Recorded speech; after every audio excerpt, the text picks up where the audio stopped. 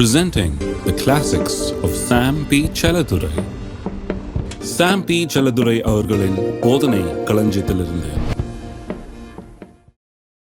செழிப்புக்கும் தேவனுடைய சித்தத்துக்கு பெரிய சம்பந்தம் இருக்கிறது. Prosperity is in God's will. ஒரு முக்கியமான காரியத்தை நாம் கவனிக்கணும். முதலாவது அது என்னவென்றால், நம்முடைய கையின் பிரயாசங்கள் எல்லாம் கர்த்தர் ஆசீர்வதித்து நம்மை செழிப்பாக்குவது ஏன் என்றால், நாம் அவருடைய நோக்கங்களை நிறைவேற்ற வேண்டும் என்பதற்காக நம்மை செழிப்பாக்குகிறார். இந்த சித்தமும் தேவ சித்தமும் செழிப்பும் ஒன்னோட ஒன்று அப்படியே இணைஞ்சிருக்குது. சித்தத்தை விட்டு மெய்யான செழிப்பு வர முடியாது, சித்தம் இல்லாமல். தெய்வீக சித்தமும் செழிப்பும் ஒன்றாக இருக்கிறது. உங்களுடைய தொழிலையும் வியாபாரத்தையும் உங்களுடைய எல்லா கையின் பிரயாசங்களையும் கர்த்தர் ஆசீர்வதிக்க காரணம் என்ன?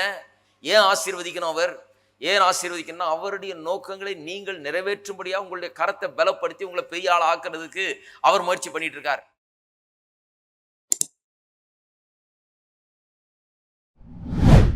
வேதத்தில் யார தேவன் நமக்கு உதாரணமா வச்சிருக்கிறார் காண்பிக்கிறேன் பாருங்க. தேவன் எதுக்கு நம்ம தொழில நம்முடைய கையின் பிரயாசம் ஆசீர்வதிக்கிறாருன்னு சொன்னேன். ஆபிரகாம், ஈசாக்கு, யாக்கோபு இவர்களை தேவன் நமக்கு முன்னுதாரணமா வச்சிருக்கிறாரு. ஆகவேதான் இன்றைக்கு ஜெபம் பண்ணும் போதெல்லாம் நேர் சொல்லுகிறோம், ஆபிரகாம், ஈசாக்கு, யாக்கோபின் தேவனேன்னு. சில ஆளுங்கள்லாம் சொல்கிறதுக்கே லாயக்கு இல்லை.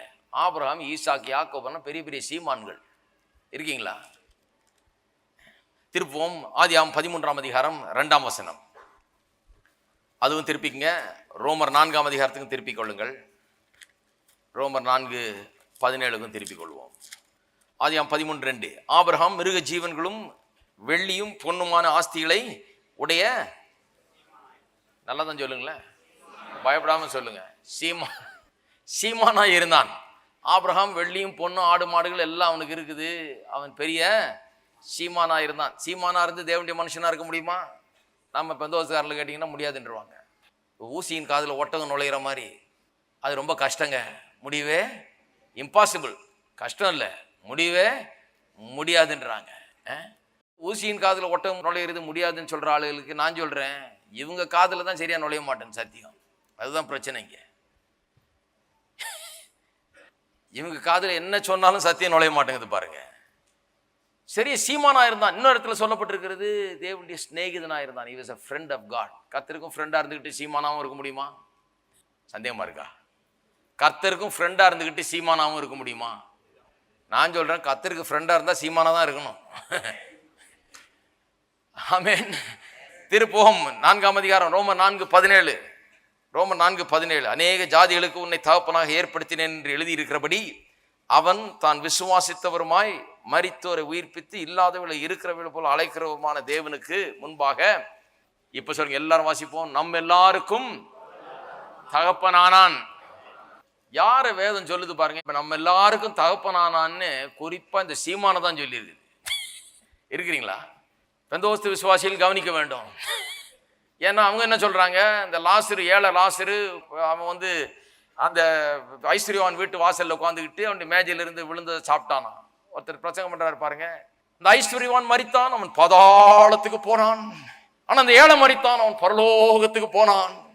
அப்படின்னா என்ன அர்த்தம்? ஏழையா இருக்கிறது தான் நல்லது, மரிச்சா பரலோகம் போவேன். பணக்காரன் இருந்தா மரிச்சா பாதாளம் போவேன். அவன் ஏன் பாதாளம் போனான்னா, அவன் இயேசுவை ஏற்றுக்கொள்ள, அதனால பாதாளத்துக்கு போனான்.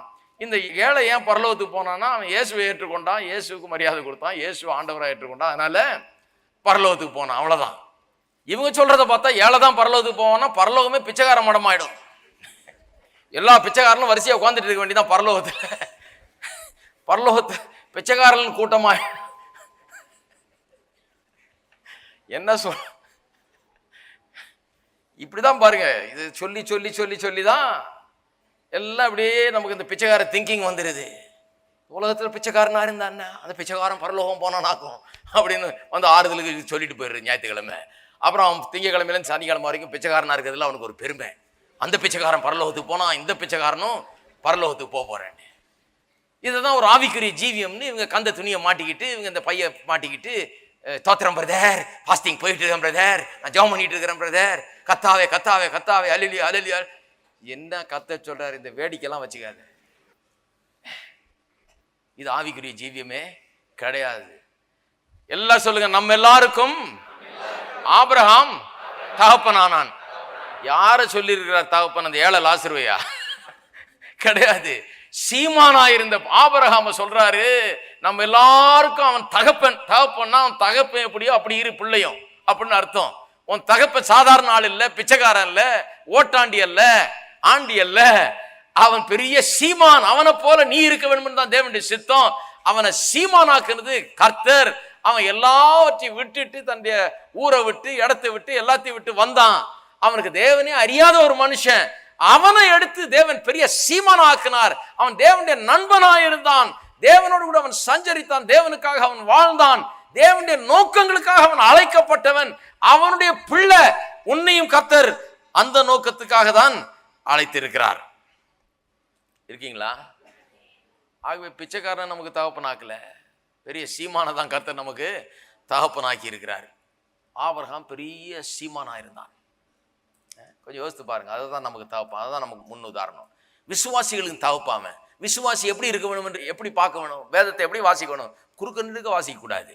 கர்த்தர் போட்டார், கர்த்தர் உடைச்சார், கர்த்தர் எடுத்தார், கர்த்தர் நாசமாக்கினார், கர்த்தர் இப்படி பண்ணுவாராம் அப்படி பண்ணுவாராக்கும், கர்த்தர் இருக்கிறதெல்லாம் பொடிக்கு வர எங்க வசனம் எப்படி எப்படிலாம் தேடணுமோ அப்படிலாம் தேர்ந்து பொறுக்கி எடுக்கிறாங்க பாருங்க வசனத்தை.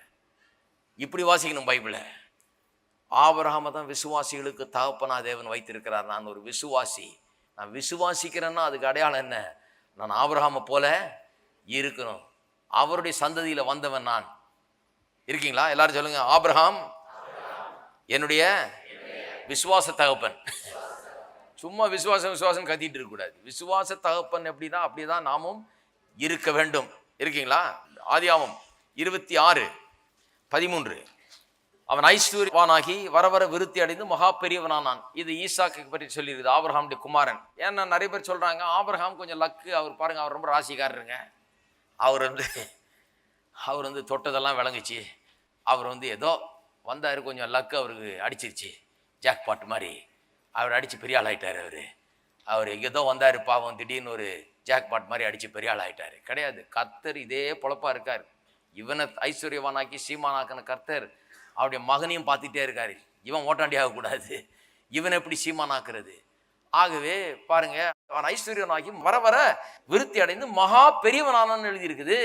என்னன்னு பாருங்க, அங்க சூழ்நிலையை வாசிக்கணும். 12ஆம் வசனத்தை வாசிங்க. ஈசாக்கு அந்த தேசத்திலே விதைத்தான். இன்னும் கொஞ்சம் பின்னால போய் வாசித்தீங்கன்னா, முந்தின வசனங்களை வாசித்தீர்கள் என்றால் தேசத்துல பெரிய பஞ்சம் பாருங்க, பெரிய பஞ்சம். ஆபிரகாம் கூட பஞ்சத்தை சந்திச்சிருக்கிறான். அந்த பஞ்சத்தையும் மீறி அவன் பணக்காரனா இருந்தான், சீமானா இருந்தான். இப்ப ஈசாக்கு ஒரு பெரிய பஞ்சத்தை சந்திக்கிறான் பாருங்க. எந்த பஞ்சமும் இவரில் பஞ்சத்தில் அடிபட வைக்கிறது கிடையாது. இருக்கீங்களா? எல்லாம் சொல்லுங்க, பஞ்சம் எனக்கு இல்லை. இங்க பஞ்சமா இருந்ததுன்னா தான் பிரச்சனை. அந்த பஞ்சம் தான் பெரிய பஞ்சம், எல்லா பஞ்சத்தை விட மண்டையில் இருக்கிற பஞ்சம் பாருங்க. பஞ்சம் நமக்கு கிடையாது, செழிப்பு தான் நமக்கு. பஞ்ச நாட்டில் பாருங்க, பஞ்ச நாட்டில்னா எல்லாம் ஓடுறான், எல்லாத்தையும் தூக்கி எடுத்துக்கிட்டு வேற தேசத்துக்கு ஓடிடுவோம், தானியம் கிடைக்க மாட்டேங்குதுன்னு சொல்லி எல்லாம் சாப்பாட்டுக்கு தப்பி ஓடுறார்கள், ஜீவனுக்கு தப்பி ஓடுகிறார்கள்.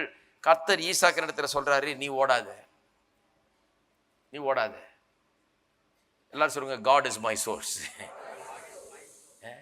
நீ ஓடாத. அவன் அந்த தேசத்தை பார்க்கறான், இந்த தேசத்தை பார்க்கறான், அங்க இருக்குது இங்க இருக்குது, இங்க தானியம் கிடைக்குது அங்கதான். நீ ஓடாத, நான் தான் உனக்கு சோர்ஸ்.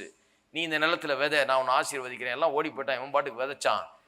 வேதம் சொல்லுகிறது, ஈசாக்கு அங்க விதைச்சு 100 தனையாக அறுத்தானா. 100 times 100 தனையா அறுத்தான். பஞ்சம் தேசமெல்லாம் எல்லாருக்கும் இல்லாம போகிறது. ஆனா இவனுடைய வாழ்க்கையில ஒரு பெரிய தெய்வீக அனுகூலம், ஒத்தாசை உண்டாகிறது, அற்புதம் உண்டாகிறது. தேவன் இவனோடு கூட இருக்கிறார். கோரேசோடு கூட இருந்த அந்த அபிஷேகம், அதே போல அபிஷேகம் இவன் பேர்ல இருக்குது. இவனும் தேவனுக்காக தெரிந்து கொள்ளப்பட்டவன். ஆபிரகாம் எப்படி இயேசுவுக்கு ஒரு சந்ததியை உருவாக்கும்படியாக பிறந்தவனோ, எப்படி அவன் அதற்காக தெரிந்து கொள்ளப்பட்டவனோ, அதற்காக அழைக்கப்பட்டு, அதற்காக அபிஷேகம் பண்ணப்பட்டு, அதற்காகவே உயர்த்தப்பட்டவன் ஆபிரகாம். அந்த ஆபிரகாமின் சந்ததியில வந்து ஈசாக்கும் பேர்லும் கர்த்தர் அதே நோக்கத்தை தான் வச்சிருக்காரு. இயேசுக்கு இவரெல்லாம் முற்பிதாக்கள், நமக்கு இவரெல்லாம் முற்பிதாக்கள், சபைக்கு இவர்கள் முற்பிதாக்களா இருக்கிறார்கள். இந்த முற்பிதாக்கள்லாம் நல்லா இருந்தா தானே பின்னால வர்றது நல்லா இருக்கும். ஆகவே இவர்களை ஆசீர்வதிக்கிறார் கர்த்தர். ஆபிரகாம் ஆசீர்வதிக்கிறாரு, ஏன்னா இயேசுடைய முற்பிதா. ஈசாக்கு ஆசீர்வதிக்கிறார், ஏன்னா ஈசாக்கும் விசுவாசிகளுடைய முற்பிதா, இயேசுடைய முற்பிதா. அவங்களை நல்லா இருக்க வைக்கிறாரு. பஞ்ச தேசத்துல எல்லாம் ஓடுற நேரத்துல, எல்லாம் காஞ்சி கிடக்கிற நேரத்துல இவனுடைய நிலம் 100 தனை விளைச்சல் பாருங்க. 14ஆம் வசனத்தை பார்த்தீங்கன்னா, அவனுக்கு ஆட்டு மந்தையும் மாட்டு மந்தையும் அநேக பணிவிடைக்காரரும் இருந்தபடினாலே பெலிஸ்தர் அவன் பேரில் பொறாமை கொண்டு. பெலிஸ்தர் அவன் மேலே பொறாமை கொண்டு, கர்த்தரை அறியாத மக்கள் அவனை பார்த்து பொறாமை கொள்ளுகிறார்கள். உங்களை பற்றி பொறாமைப்படுறதுனால பயப்படாதீங்க. பொறாமைப்படலைன்னா தான் வருத்தப்படணும். ஏன்னா இன்னும் அவ்வளோ சரியாக வரலன்னு அர்த்தம். பொறாமைப்பட்டால் ரொம்ப கரெக்டாக இருக்கிறீங்கன்னு அர்த்தம். இது ஒரு ஸ்கேல் மாதிரி, இது ஒரு மெஷர்மெண்ட் மாதிரி. அவன் பொறாமைப்படுறானா, ஸ்தோத்திரங்கத்தாவே எல்லாம் வேலை செய்யுதுன்னு நினைக்கிறேன் கரெக்டா. அதான் அவன் பொறாமைப்பட்டுட்டு இருக்கிறான். ஏன்னா அவனுக்கு ஒன்றுமே வேலை செய்யல, அதனால அவனுக்கு கஷ்டமா இருக்குது. ஸ்தோத்திரம். பொறாமைப்படுறத பார்த்து கர்த்தரை ஸ்தோத்திரியுங்கள், ஏனென்றால் நீங்க நல்லா கரெக்டா வந்துகிட்டு இருக்கிறீங்கன்னு அர்த்தம். கர்த்தருடைய கிருபை உங்கள் மீது இருக்கிறது என்ற அர்த்தம். கர்த்தர் உங்களுக்கு சகாயம் பண்ணுகிறார் என்ற அர்த்தம். நீங்கள் வாழ்க்கையில முன்னேறி கொண்டிருக்கிறீர்கள் அர்த்தம். கர்த்தர் உங்களை பிரயாசங்களை ஆசீர்வதிக்கிறார்னு அர்த்தம். ஈசாக்கு பஞ்ச தேசத்துல எல்லாம் அழிஞ்சு போயிட்டு இருக்கிற நேரத்துல மற்றவர்கள் பொறாமைப்படுகிற விதத்துல அவனுடைய வாழ்க்கை உயர்த்தப்படுகிறது. பெலிஸ்தியர்கள் அவனை பார்த்து பொறாமை கொள்ளுகிறார்கள். ஏனென்றால் அவனுடைய வாழ்க்கையில தெய்வீக அனுகூலங்கள், ஒத்தாசைகள், தேவ தூதர்கள் வந்து கிரியை செய்கிறார்கள். எல்லாம் பஞ்சத்தில் அடிபட்டு சாகிற நேரத்துல இவனுடைய நிலங்கள் ஆசீர்வதிக்கப்படுகிறது. இவனுடைய விதை முளையுது, இவனுடைய நிலத்துல மழை பெய்யுது, இவனுடைய நிலத்துல அற்புதங்கள் நடக்கிறது, இவன் கையின் பிரயாசங்கள்ல பலன் உண்டாகிறது, இவனுக்கு பிரேக் த்ரூஸ் உண்டாகிறது, இவன் ஆசீர்வதிக்கப்படுகிறான், இவன் உயர்த்தப்படுகிறான். பஞ்சம் இவனை முடிக்கிறது இல்லை, இவன் பஞ்சத்தெல்லாம் மீறி இவன் ஆசீர்வதிக்கப்படுகிறான். இருக்கீங்களா? பரலோகமே நமக்காக இயங்கி கொண்டு வருகிறது. தேவதூதர்கள் நமக்காக கிரியை செய்து கொண்டு வருகிறார்கள். இயற்கைக்கு அப்பாற்பட்ட நிறைவு நமக்கு சொந்தமாகிறது.